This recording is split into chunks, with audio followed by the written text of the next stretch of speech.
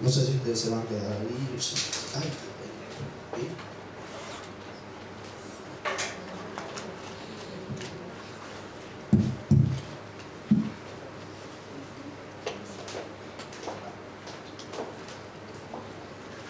Vamos a buscar la lectura bíblica. Ante todo quiero darle un feliz sábado a cada uno de ustedes y deseando que la paz del Señor Jesucristo esté en cada uno de sus corazones. Siéntanse muy bienvenidos ustedes que nos acompañan. Quiero decirles que no son visitas, son personas que Dios la ha acogido en su presencia, en su vida. Pero ustedes, quizás algunos han llegado hoy, eso no significa que sean visitas para Dios.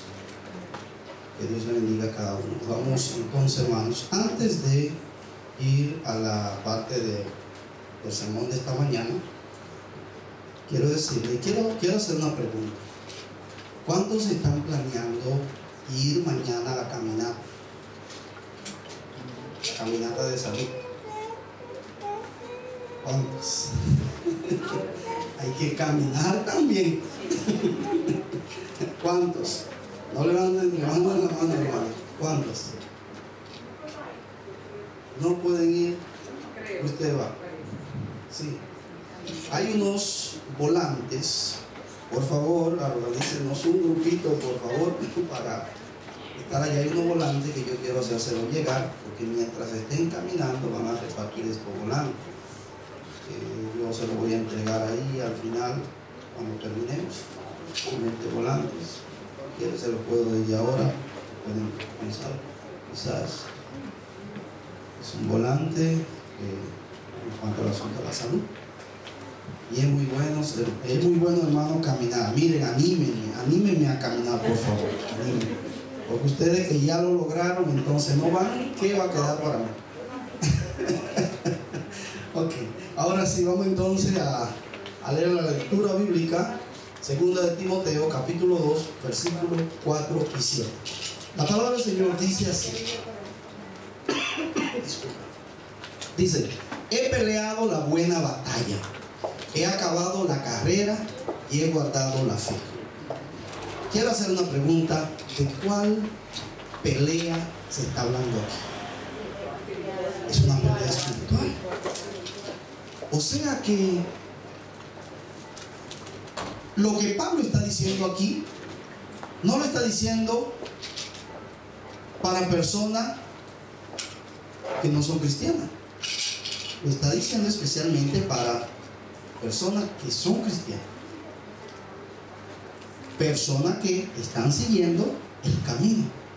O sea, significa entonces que el hecho de que seamos ya cristianos, eso no significa de que ya estamos listos. Hay algunas teorías por ahí de que salvo una vez, siempre salvo. Eso se llama el calvinismo. Salvo una vez, ya siempre salvo. Y de que ya cuando recibí a Jesús, ya, ahí yo quedé. No, mis hermanos. Es un proceso. Vamos a leer lo que tenemos aquí. Dice, hermano, mire, hay una última batalla que todos vamos a pelear un día. La pregunta es, ¿la vamos a ganar o la vamos a perder? Esa pregunta o esa batalla puede ser nuestro propio Armagedón. Nuestro propio Armagedón. Porque cada uno de nosotros, hermanos, de paso tiene un Armagedón. Porque cada uno de nosotros lucha por querer hacer lo bueno, pero no siempre podemos hacerlo. Dice también, hermanos, que aquí se decidirá dependiendo de nuestras obras, dependiendo de nuestras actitudes. De eso dependerá si vamos a ganar o vamos a perder.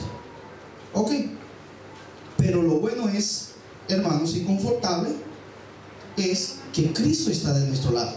Amén. Cristo está con todos aquellos que le han entregado su vida, que le han entregado su corazón, y de que se han dejado guiar por Él. Porque cuando Jesús se fue, no fue como ese padre que dejó hijos huérfanos. Él mismo lo dijo: y si me puede, enviaré otro consolador. Digo así, ¿verdad? Y también ese consolador tiene su parte de darnos, sobre todas las cosas, la protección, también de ayudarnos a recordar las promesas de Jesús, y Él también nos recordará de 3 cosas en especial como repaso de la semana de oración. ¿De qué? De pecado, de justicia y de juicio. Constantemente, hermanos, debemos estar convencidos del pecado. Cuando una persona no está consciente de que está delante de Dios o en la presencia de Dios, cuando no está consciente, la persona por su propia voluntad peca.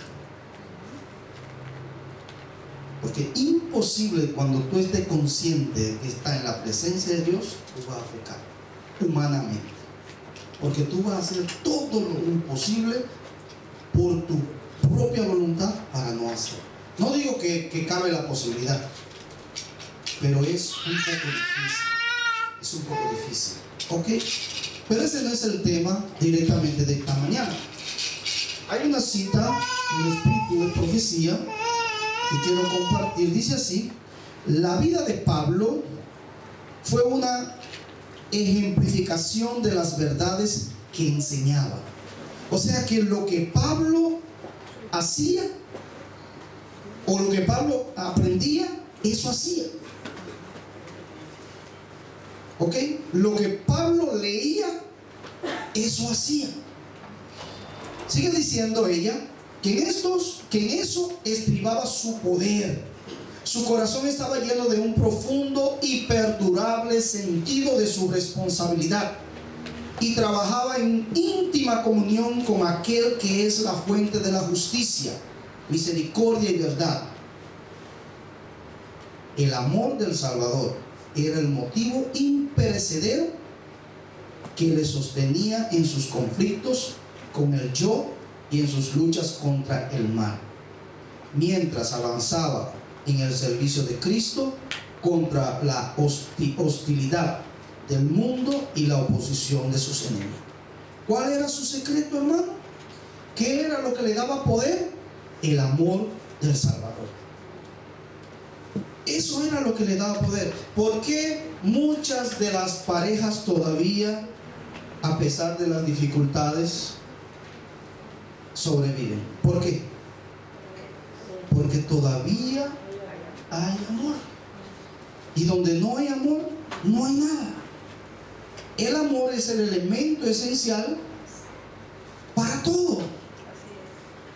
Es el sostén. Y aquí lo está diciendo el apóstol Pablo. Hay un versículo en la Biblia: el amor de Cristo nos constriñe. O sea, el amor de Cristo nos obliga a hacerlo. El amor de Cristo. Pues bien, hermanos míos, en Cristo, el versículo sigue diciendo: he peleado la buena batalla. He peleado la buena batalla. Pablo supo identificar al enemigo de las almas. Desde que comenzó su batalla, en el libro de Efesios capítulo 6, Pablo dice que la lucha no es contra sangre ni carne, sino contra principados, contra potestades, contra gobernadores de las tinieblas de este mundo y contra huestes espirituales en las regiones celestiales. Aquí está la descripción de la jerarquía de un ejército, hermano. Un ejército espiritual de maldad, al que millones hasta el día de hoy no conocen, y otros millones más no logran tomar en serio. ¿Saben qué, hermanos? Debemos identificar el problema. Una vez el problema identificado, entonces vamos directamente aquí a buscar la solución. Tenemos el privilegio de tener un doctor aquí, el hermano, personas que de una manera u otra a diario atienden con pacientes. Pero lo primero que ellos preguntan es, o lo primero que buscan es identificar el problema. Tú debes buscar para identificar el problema. Porque si hasta que tú no identifiques el problema, tú vas a estar peleando tú solo. Vas a estar buscando miles y miles de soluciones sin poder encontrarla. ¿Ok? Así pues, hermanos, así hace el doctor en el consultorio. Cuando va, ¿qué es lo primero que usted hace, doctor? Viene inmediatamente cuando la persona viene y dice, mira, tú tienes un dolor de cabeza. En la persona dice, ¿es psíquica? No, yo creo que no. Hay que preguntar. ¿Y qué dice la psicología, hermana? Que de 50%, ¿cómo es? Ayúdeme usted, psicóloga. 50% de lo que la persona dice, de ahí puede sacar el remedio, ¿verdad? El diagnóstico, sí. Así es. 75%. Mira, estamos aprendiendo aquí bastante. Entonces, mis hermanos, miren. La hermana White sigue diciendo en otra cita: lo que la iglesia necesita en estos días de peligro es un ejército de obreros que, como Pablo, se hayan educado para ser útiles, que tengan una experiencia profunda en las cosas de Dios y estén llenos del fervor y del celo. Se necesitan hombres santificados y abnegados, hombres que no esquiven las pruebas y las responsabilidades, hombres valientes y veraces, hombres en cuyos corazones Cristo constituya la esperanza de gloria, y quienes con los labios tocados por el fuego santo prediquen la palabra de Dios. Pablo comprendió esta verdad, hermano. Pablo comprendió. Por eso es que en la iglesia de Dios hoy en día tú encuentras personas que no cesan, no paran de hacer obra misionera. ¿Por qué? Porque han entendido que hay que predicar la verdad. Y predicar la verdad no significa predicarla desde un púlpito. De paso, hermano, miren, si a mí me dieran a escoger, ahí me gusta ahí afuera. Si a mí me dieran a escoger, ahí me gustan en los grupos, en las iglesias pequeñas. Ayer yo estaba con el sábado, desde este jueves hay una actividad en la asociación, actividad de publicaciones. Se está haciendo el curso de colportaje y hay dos invitados. Está el presidente, director del Ministerio de Publicación a nivel de la conferencia general, y también está el de la división y naturalmente de la unión aquí. Pero saben, hermanos, ayer yo llevaba a esas dos personas a la casa, pero pasamos por un lugar, no voy a decir, y yo le estaba diciendo a ellos, un lugar pobre, porque aunque muchas personas piensan que no lo que vivimos aquí, lo que viven en nuestros lugares, piensan que aquí, todos los lugares donde quiera hay riqueza, piensan que aquí no se pasa hambre, piensan que aquí la vida es muy fácil. Y yo le estaba diciendo a ellos, en estos lugares Dios me dio el éxito. Porque muchas personas, de paso, cuando nosotros estamos en las reuniones, aquellos que iban a comenzar a llevar el mensaje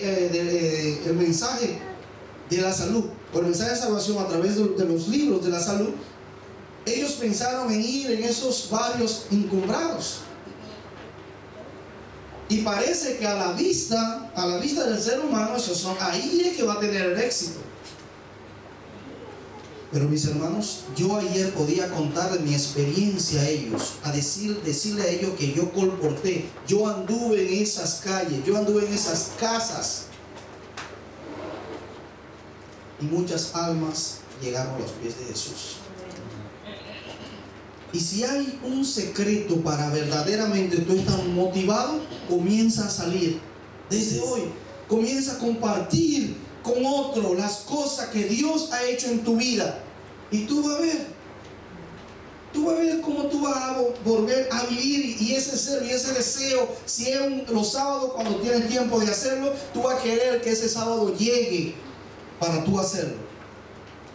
Si es el viernes, si es cualquier día, hazlo. Comparte. No es necesariamente desde el púlpito donde se predica la palabra. Donde más el predicador tiene éxito, dice la hermana Joy, ¿dónde es? En la casa. En la casa. Por eso es muy importante. Es muy importante. Ok, sigo leyendo aquí, hermano. Miren. Hoy las familias, las parejas, los casados se divorcian, se separan, la sociedad se desintegra por no poder darse cuenta que quien está detrás de cada pelea, de cada agresión, de cada asesinato es un ser espiritual de maldad.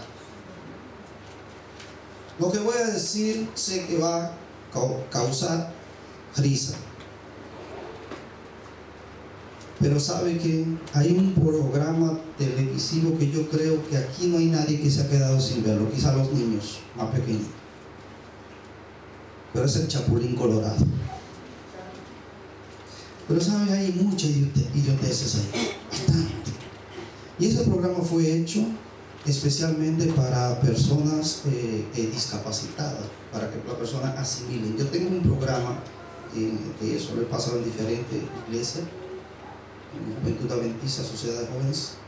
Pero lo que quiero enfatizar aquí, que en uno de esos capítulos, el Chapulín comienza y están todos peleando y él se sale solo por atrás y ellos se quedan peleando. Hermano, así hace el diablo. Esa acción lo hace el diablo. Nos deja a nosotros, la familia se desintegra, quedamos peleando nosotros solos y él se sienta y comienza a reírse. Es una realidad. Es una realidad, hermano. ¿Sabe por qué? Porque mientras nosotros no caemos en cuenta de que está detrás de todas estas cosas es el diablo o Satanás, y él es muy experto. Él no se va a meter en la mente de nadie porque él no tiene potestad, no tiene poder para eso, pero presenta y disfraza imágenes. Ahí sí él es experto, es especializado en todas esas cosas. Pero nosotros muchas veces caemos en esa.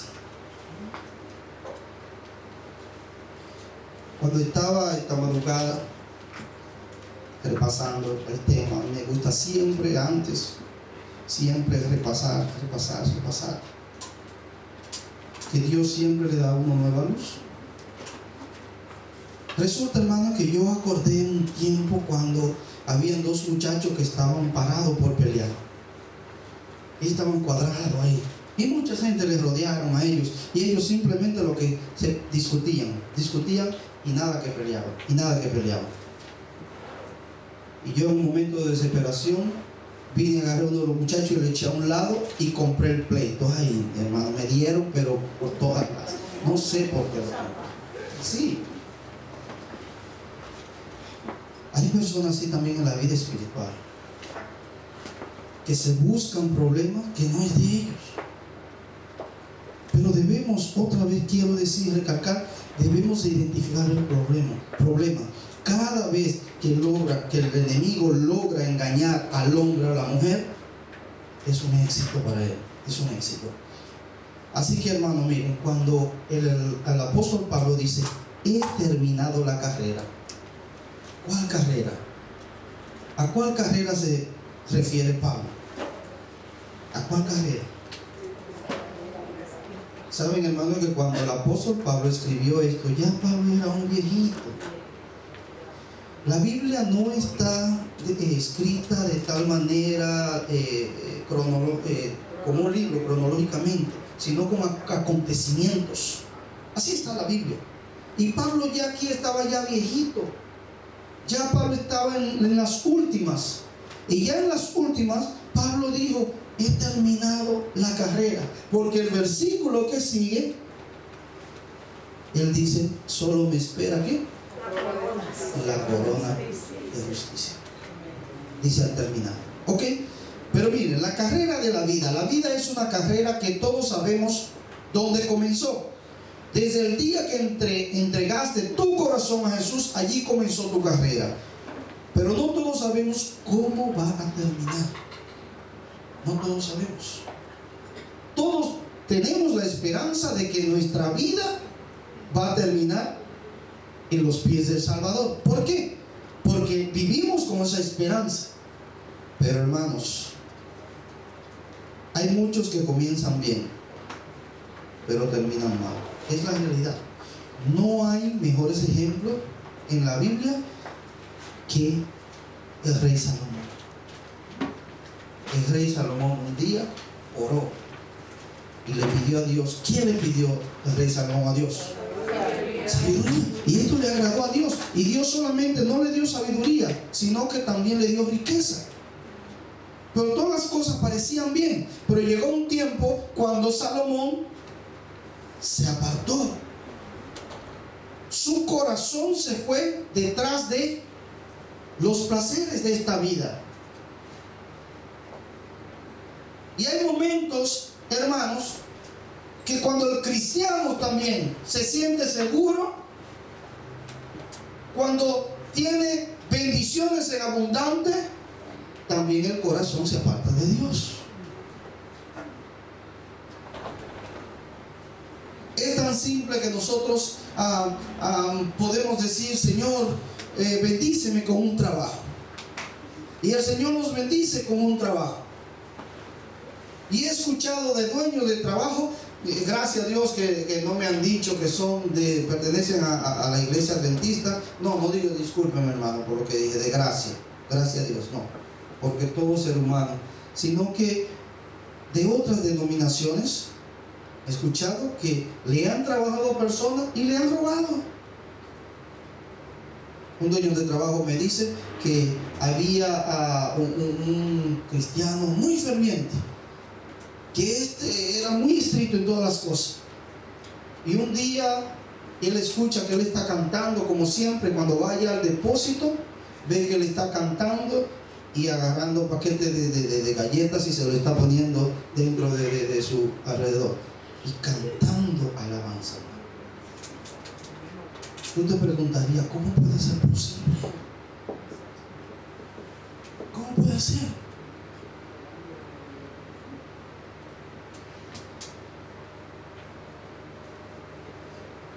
Es triste, es lamentable, es lamentable.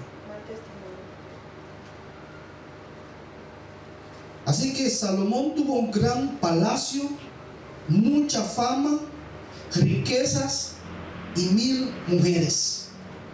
Wow. Gracias a Dios que yo no viví los tiempos de Salomón. Yo en lugar de tener muchas, tengo hijos. Bueno, eso no es un cuento, un digno para ustedes. Pero dice que tenía 1000 mujeres. Pero al final de su vida los placeres lo hicieron olvidar a Dios. Él ganó el corazón de las mujeres, pero las mujeres lo hicieron perder su corazón. Así es. Gracias que al final de sus días Salomón se arrepintió y Dios lo perdonó. Pero no todos terminan así. No todos. Otro ejemplo, en Primera de Reyes capítulo 11 versículo 4. No lo voy a leer por el tiempo, pero ahí está la historia del rey Ezequías.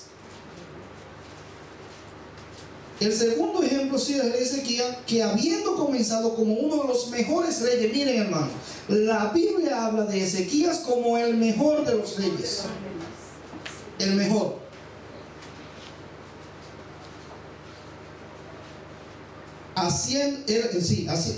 Y siguiendo lo que Dios le agradaba, termina llenando su alma de orgullo por todo lo material que había acumulado. Así termina la vida de Ezequías. El apóstol Pablo comenzó mal.